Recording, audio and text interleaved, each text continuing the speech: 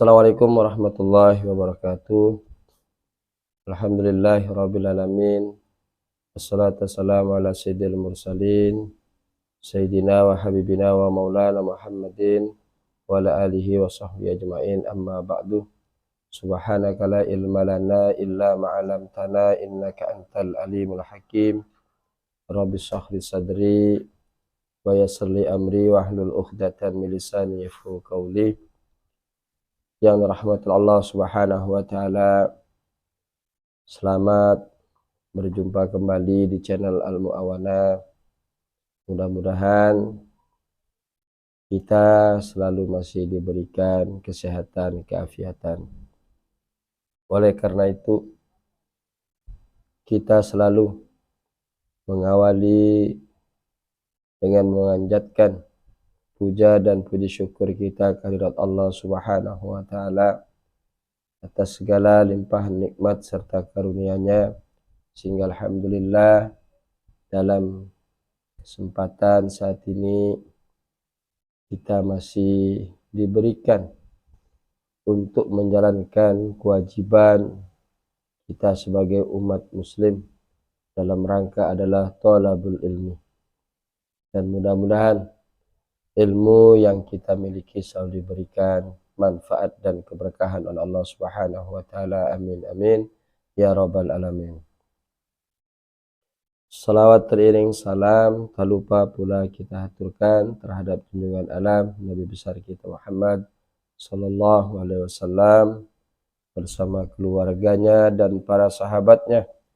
Moga-moga kita semua kelak nanti memperoleh daripada syafaat dari beliau. Amin amin ya rabbal alamin. Jamaah yang dirahmati Allah Subhanahu wa taala, dalam pertemuan season saat ini saya ingin menyampaikan salah satu wasiat yang diberikan oleh Abdullah bin Abbas, yang bagaimana beliau ketika itu didatangi oleh seorang laki-laki terhadap beliau dan minta wasiat atau nasihat dari beliau. Lalu apa kata beliau? Usitu ilaika bisittati asya'a. Aku berwasiat terhadapmu dengan 6 perkara. Dan yang sebenarnya yang diberikan nasihat ini bukan saja laki-laki yang meminta saat itu terhadap beliau, termasuk kita juga mudah-mudahan bisa mengamalkan daripada nasihat yang diberikan oleh Ibnu Abbas radhiyallahu anhuma. Pertama, awaluha yakinul qalbi bi asya illati takaffalullahu laka biha. Artinya yang pertama, kita harus mempunyai keyakinan. Kita harus yakin di dalam hati tentang segala sesuatu yang sudah dijamin oleh Allah Subhanahu wa taala. Karena ada beberapa hal yang memang kita dijamin oleh Allah Subhanahu wa taala. Di antaranya adalah tentang masalah rezeki. Rezeki ini jelas sudah dijamin oleh Allah Subhanahu wa taala. Maka kata Ibnu Abbas, segala apapun yang bentuknya sudah dijamin oleh Allah Subhanahu wa taala, maka kita harus meyakini. Jangan sampai kita justru gelisah dengan sesuatu yang sudah dijamin oleh Allah Subhanahu wa taala. Karena di akhir-akhir ini justru kebanyakan orang digelisahkan dengan bagaimana tuntutan ekonomi, tuntutan gaya hidup saat ini. Sehingga mereka kadang-kadang lupa kepada Allah Subhanahu wa taala dan bahkan meninggalkan daripada ibadah kepada Allah Subhanahu wa taala. Padahal tentang masalah rezeki adalah Allah yang sudah menjaminnya. Oleh karena itu, segala sesuatu yang dijamin oleh Allah Subhanahu wa taala Kata Ibnu Abbas, kita harus menanamkan keyakinan bahwa itu adalah sesuatu yang pasti kita akan peroleh dari Allah Subhanahu wa taala. Karena semua makhluk yang ada di dunia ini wa ala Allahi rizquha, bahwa Allah lah yang akan menanggung rezekinya. Jadi Allah tidak akan membuat satu kekeliruan memberikan rezeki kepada makhluknya. Allah tidak akan keliru memberikan rezeki seekor gajah dengan seekor semut. Karena dua-duanya ini makhluk ini. Kalau keliru, kalau terjadi kesalahan, rezekinya semut akan diberikan kepada seekor gajah, maka gajah pun akan mati. Sebaliknya pula ketika semut juga diberikan rezeki seperti seekor gajah, ia pun juga akan mati. Oleh karena itu, yakinlah bahwa wa'alallahi rizquha, bahwa segala sesuatu yang ada di dunia ini Allah yang akan menanggung rezekinya. Nah, ini diantara yang sudah ditanggung oleh Allah Subhanahu wa taala. Jadi Abdullah bin Abbas, beliau menyampaikan tadi wasiat terhadap seseorang yang meminta terhadap beliau bahwa berikanlah wasiat. Pertama adalah kita harus menanamkan keyakinan bagaimana supaya mendapatkan ketenangan atas segala sesuatu yang sudah dijamin oleh Allah Subhanahu wa taala. Jangan justru sebaliknya. Kita merasa tenang sesuatu yang belum ada jaminan. Bagaimana kehidupan akhirat kelak kita nanti, yang belum ada jaminan dari Allah. Iman kita di akhir hayat belum ada jaminan. Itulah yang mestinya kita bagaimana berusaha mempertebal iman, meraih, berusaha untuk bagaimana tentang kehidupan akhirat yang kita belum ada jaminan dari Allah Subhanahu wa taala. Jangan sampai kita justru dibuat gelisah, ketidaktenangan dengan sesuatu yang memang sudah mendapat jaminan dari Allah Subhanahu wa taala tentang kehidupan di dunia ini sendiri. Tadi seperti diantaranya tentang masalah rezeki. Memang kita diwajibkan untuk ikhtiar, untuk berusaha. Tetapi yakinlah bahwa setelah kita berusaha, kita bertawakal kepada Allah, maka niscaya Allah akan memberikan hasil usaha itu sendiri. Karena bahwa orang yang tawakal itu adalah orang yang lebih yakin dengan sesuatu yang ada dalam kekuasaan Allah ketimbang apa yang ada dalam dirinya. Itulah hakikatnya orang yang tawakal. Orang walaupun dia berusaha tidak mengandalkan daripada usahanya, tetapi keyakinannya niscaya Allah akan memberikan rezeki kepada hamba-hambanya yang memang taat menjalankan segala perintah-perintahnya dan menjauhi dalam segala larangan-larangannya. Jamaah yang dirahmati Allah Subhanahu wa taala, itulah nasihat yang pertama yang diberikan oleh Ibnu Abbas. Lalu yang kedua, wasani bi'ada'il faraidi liwaqtiha. Nasihat beliau yang kedua adalah kita harus menjalankan, melaksanakan segala fardu-fardu tepat kepada waktunya, terutama adalah ibadah sholat dan juga ibadah-ibadah yang lain yang seringkali orang lalai justru ketika ia sudah waktunya untuk mengeluarkan zakat, tetapi ia tidak mau bagaimana ia memberikan atau membayar daripada zakat itu sendiri. Padahal di dalam kitab Syarqawi dijelaskan bahwa harta benda yang kita miliki tidak boleh kita jual, tidak boleh kita makan sebelum kita menzakatinya, sebelum kita membersihkannya dengan zakat itu sendiri. Dan sehingga segala fardu atau segala yang diwajibkan oleh Allah Subhanahu wa taala mestinya kita selalu menjalankan tepat pada waktu. Karena seringkali di dalam bab zakat ini lebih lalai daripada bab sholat. Walaupun dia sudah sampai waktunya. Contoh saja, seorang pengusaha padahal dia sudah sampai waktunya untuk mengeluarkan zakat. Sudah datang haulnya. Dan ia pun juga sudah lebih daripada 1 nisab. Lalu ia lalai, menunda-nunda. Kadang diputar lagi untuk modal usahanya. Dengan harapan nanti akan memperoleh keuntungan yang lebih besar. Di saat itulah ia akan bagaimana mengeluarkan daripada yang namanya zakat. Padahal seperti tadi penjelasan seorang ulama bahwa zakat sangat penting, sampai harta yang kita miliki tidak boleh kita memakannya sebelum kita daripada membayar zakat itu sendiri. Nah, ini seorang pengusaha. Lalu kadang-kadang seorang petani yang bagaimana setelah dia hasil dari pertaniannya itu, bagaimana dia membawa pulang ke rumah. Dan ada kala kadang kalau pertanian seperti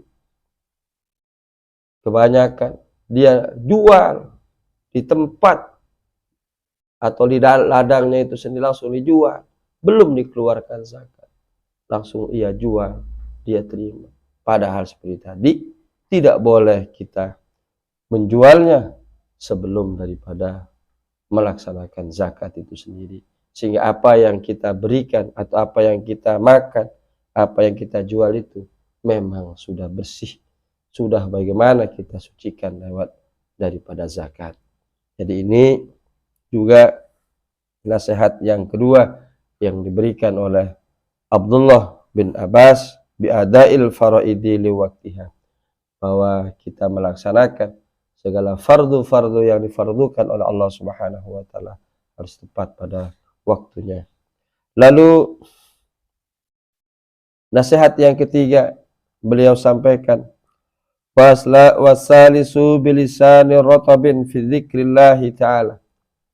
Dan nasihat beliau, lisan kita ini harus selalu dibasahi dengan berzikir kepada Allah Subhanahu wa taala. Jadi lisan ini biasakan dan mengucap kalimat thayyibah, kalimat-kalimat yang baik. Walaupun memang zikir ini juga mempunyai tahapan-tahapan untuk mencapai, tapi setidaknya kita mulai dari zikir berlisan. Itu sangat penting supaya melatih diri mengucapkan kalimat-kalimat yang baik. Insya Allah dengan mulut kita, lidah kita ini, lisan kita ini, kalau sudah terbiasa mengucapkan kalimat-kalimat yang baik, maka akan hilanglah kalimat-kalimat yang tidak baik. Kebiasaan-kebiasaan mengucapkan yang buruk itu akan hilang, karena kita sudah mengisi lisan ini dengan kalimat-kalimat zikrullah, kalimat-kalimat thayyibah. Walaupun ini zikir yang paling rendah. Dan andaikan sudah mampu kita zikir dengan lisan, maka selanjutnya kita akan meningkatkan dengan zikir di anggota badan kita ini. Artinya bukan saja lisan kita yang mengucapkan zikir, tetapi gerakan keseluruhan badan kita ini juga bagaimana menunjukkan zikrullah, hanya bagaimana akan berbuat hanya untuk kepada Allah Subhanahu wa taala.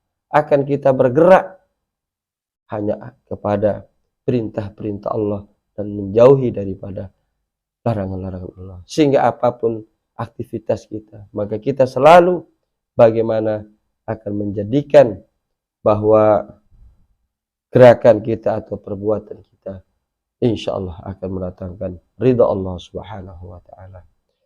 Lalu zikir yang sangat tertinggi adalah zikru biqalbi, zikir di dalam hati. Orang yang sudah berzikir di dalam hatinya, bahwa dalam hatinya tidak ada selain daripada Allah Subhanahu wa taala, bahwa sesaat pun ketika ia melupakan Allah, ia sudah menganggap berdosa. Nah, sehingga pantaslah Kalau orang yang berzikir, diam-diam ia selalu mendoakan orang lain, karena ucapannya juga dia selalu mengandung dakwah, pandangannya selalu penuh dengan rahmat. Kenapa? Karena kerinduannya bagaimana ingin tegaknya syariat Islam, sehingga dimanapun ia berada, tidak memandang tempat apapun, ia selalu bersujud, beribadah kepada Allah Subhanahu wa Ta'ala. Nah, sehingga nasihat yang ketiga yang diberikan oleh Abdullah Ibnu Abbas adalah bilisanin rotabin fi dzikrillahi ta'ala, membasahi lisan ini dengan selalu kita berzikir kepada Allah Subhanahu wa Ta'ala. Jamaah channel Al-Mu'awanah yang rahmatullah Subhanahu wa Ta'ala. Lalu yang keempat, nasihat beliau, la tuwafiqi syaitan fa innahu hasidu lil khalqi.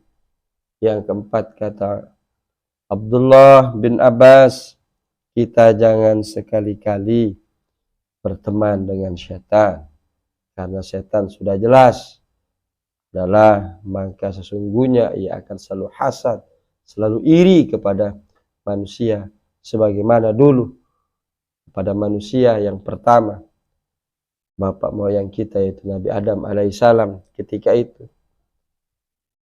dia mempunyai rasa iri karena ia dikeluarkan dari surga. Maka bagaimana berusahanya setan itu untuk mengeluarkan juga Nabi Adam alaihissalam, sehingga saat ini setan selalu bagaimana usahanya untuk menyeret manusia ini sebanyak-banyaknya untuk diajaknya atau syaratnya masuk neraka. Na'udzubillah summa na'udzubillah. Oleh karena itu kita harus selalu membentengi dari ajakan setan, karena setan ini sepintas kayaknya ia mau menolong. Bagaimana ketika ia juga berbicara kepada Nabi Adam alaihissalam, Adam, saya kasihan, sebenarnya Allah melarang kamu untuk makan buah khuldi, karena kalau kamu makan buah itu kau akan tetap dalam surga. Tetapi Allah tidak menginginkan kau akan tetap di surga. Dan saya khawatir, katanya syaitan laknatullah bilang sama Nabi Adam, sesuatu yang terjadi terhadap diriku akan terjadi kepadamu. Akan kau juga dikeluarkan dari surga, seperti nasib diriku yang sekarang sudah dikeluarkan dari surga. Itulah kata syaitan laknatullah. Seolah-olah dia mau membujuk, berpihak kepada kita. Tapi yang sebenarnya syaitan itu adalah yang akan menjerumuskan justru kita kepada lembah kehancuran. Sehingga jangan sampai kita bagaimana terseret dengan godaan-godaan syaitan yang terkutuk. Dan mudah-mudahan kita selalu memang dilindungi oleh Allah Subhanahu wa Ta'ala. Maka nasihat yang keempat tadi, jangan sekali-kali kita daripada mengikuti ajakan syaitan. Lalu yang kelima, nasihat dari Abdullah bin Umar, wal khamisu la tu'ammirid dunya fa innaha tuhrabu akhirataka. Artinya, jangan kau meramaikan, jangan kau hidupmu bertujuan dunia semata. Karena ketika seseorang dalam hidupnya hanya tujuannya dunia semata, maka akan hilang akhirat. Karena ketika kita mengejar dunia, maka akhirat kita akan hilang. Kalau dunia itu semata, maka ada peribahasa, barang siapa yang menanam padi, rumput pasti akan tumbuh. Tetapi ketika orang menanam rumput, mustahil padi akan tumbuh. Nah, inilah juga yang disampaikan nasihat oleh Abdullah bin Abbas, bahwa seyogianya kita selalu bagaimana untuk mengejar kehidupan akhirat itu, dan dunia niscaya akan mengikuti kita. Tetapi ketika kita sebaliknya, justru dunia yang akan jadi tujuan, maka akhirat akan hilang. Dan betapa sangat merugi ketika seseorang lebih memilih dunia daripada akhirat. Karena kehidupan dunia ini sangat sebentar, sangat sementara. Dunia ini tempat persinggahan, bukan tempat menjadi tujuan kita.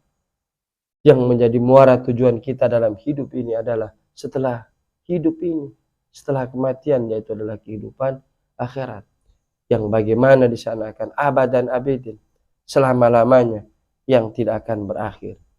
Sehingga orang yang celakalah hanya orang yang akan memilih daripada kehidupan dunia ini lalu melupakan tentang nasibnya di akhirat. Jamaah yang rahmat Allah Subhanahu wa taala, dan ini terjadi pada saat-saat ini kepada orang-orang tua yang hanya memikirkan nasib anaknya di dunia ini, sehingga dia perjuangkan bagaimana disekolahkan setinggi-tinggi mungkin, tujuannya bagaimana untuk kehidupan dunianya, untuk meraih kesenangan dunia, takut anaknya akan menjadi gelandangan di dunia ini. Tetapi ia tidak takut bagaimana ketika anaknya akan menjadi gelandangan di akhirat, nasibnya yang tidak karuan, bagaimana kelak nanti ketika hidup di akhirat. Jamaah yang dirahmati Allah Subhanahu wa taala, mudah-mudahan kita dijauhkan dari sifat orang tua yang seperti itu. Yang kita juga harus bagaimana berfikirkan nasib kita dan juga nasib anak keturunan kita. Bukankah Allah Subhanahu wa taala menyampaikan dalam Al-Qur'an, "Qu anfusakum wa ahlikumun nar." Jagalah dirimu dan keluargamu dari api neraka. Sehingga dalam tujuan meraih kehidupan akhirat adalah bukan kita saja, tetapi juga bagaimana untuk juga keluarga-keluarga kita. Jamaah al-mu'awanah yang dirahmati Allah Subhanahu wa taala. Lalu yang terakhir nasihat Ibnu Abdullah bin Abbas. Beliau menyampaikan wasadisu antakuna nasihan lil muslimina daiman. Dan kita seyogianya sebagai orang muslim harus selalu memberikan daripada nasihat sesama muslim. Karena itu salah satu hak dan kewajiban sesama muslim itu, diantaranya yang 6 itu adalah kita memberikan nasihat. Ketika kita pun tidak diminta, sunnah kita menyampaikan nasihat itu kepada sesama muslim. Lebih-lebih ketika kita memang diminta untuk memberikan nasihat, maka hendaklah berikan nasihat itu. Bahkan wajib kita memberikan nasihat kepada seorang muslim. Karena ada 6 daripada kewajiban dan hak sesama muslim, dan diantaranya adalah memberikan nasihat. Karena nasihat ini adalah juga ketika kita memberikan nasihat yang baik, maka orang itu ketika saat diberikan kesadaran oleh Allah Subhanahu wa taala dengan nasihat kita, maka kita pun akan memperoleh pahala apa yang ia lakukan. Karena urusan agama bukan urusan pribadi. Jangan sampai kita berpikir ketika kita sudah berbuat baik, ketika kita sudah menjadi orang baik, lalu kita berpikir biarkan mereka yang berbuat, mereka juga yang akan memperoleh daripada balasan dari Allah Subhanahu wa taala. Tetapi agama adalah urusan kita semua. Kita harus selalu memberikan nasihat. Nah, oleh karena itu, di dalam kitab Nasul Ibad, setidak-tidaknya setiap pagi kita mengamalkan, kita membaca istighfar untuk muslimin wal muslimat 27 kali. Karena dengan kita membaca istighfar itu, maka 6 hak dan kewajiban sesama muslim, setidaknya kita sudah bisa melakukannya dengan mengamalkan daripada membaca istighfar setiap pagi 27 kali.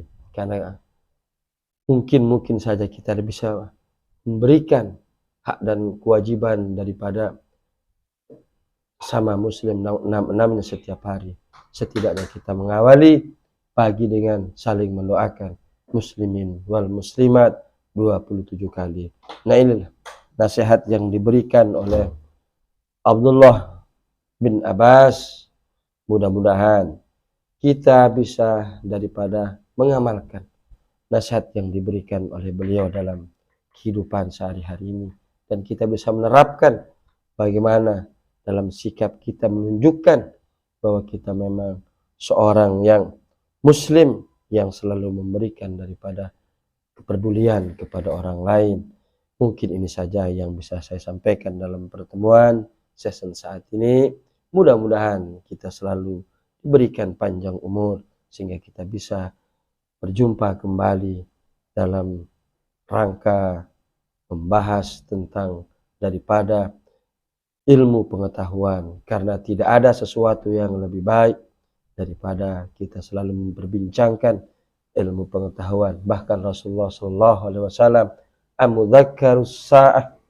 al-mudzakkarul ilmi sya'ah khairun min fi ibadatin sana, bahwa muzakarah, membahas ilmu pengetahuan 1 saat saja lebih baik daripada ibadah 1000 tahun. Bahkan ada yang ibadat yang lain min sittina rakaatan tatawuan, lebih baik daripada 60 rakaat daripada sholat sunnah.